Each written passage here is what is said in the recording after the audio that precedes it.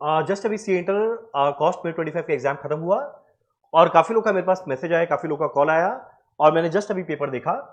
तो सारे के सारी चीज को देखते हुए लोगों का रिव्यू एंड मेरा खुद का पेपर के एनालिसिस के बेसिस पे आज का जो पेपर था वो एक good decent average moderate paper था। ना ये पेपर बहुत इजी था कि मतलब कोई बोले ना 100 में 90 प्लस लेकर आए, वैसा नहीं था।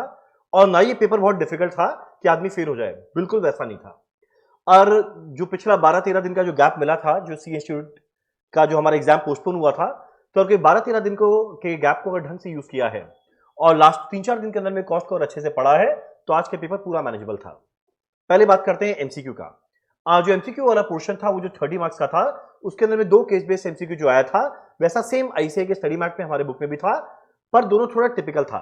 यानी ऐसा नहीं जो बड़ा सिंपल सा क्वेश्चन था, अगर पहले किया हुआ 1-2 दिन के अंदर में तब तो देखो आराम से वो होने लायक था। और बाई चांस ये अभी हाल फिलहाल 3-4 दिन के अंदर में रिवाइज नहीं किया हुआ है तो उसके अंदर में हो सकता है कहीं प्रॉब्लम आएगा।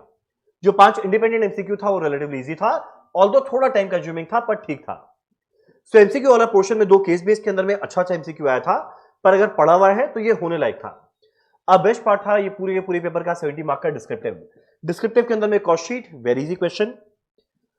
जो मेरा मार्जिनल कॉस्टिंग का क्वेश्चन था उसमें थोड़ा अप्लाई करना था। लेबर का क्वेश्चन बड़ा आसान था। जो मेरा लेबर के अंदर में लेबर टर्नओवर भी आया था, हेल्थ से लोन भी आया था। इसके अलावा best part activity based costing बड़ा सिंपल क्वेश्चन था। ऑपरेटिंग कॉस्टिंग एक गुड डिसेंट क्वेश्चन था।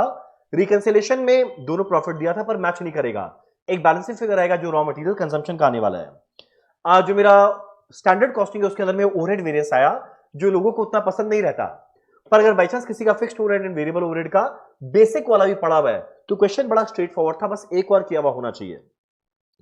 मेरा अगला प्रोसेस कॉस्टिंग सिंपल था। बजट का एक अच्छा क्वेश्चन आया था जो खाली 7 मार्क का आया था, वो ऑब्वियस होता है 7 मार्क डिजर्व नहीं करता था, उससे ज्यादा डिजर्व करता था।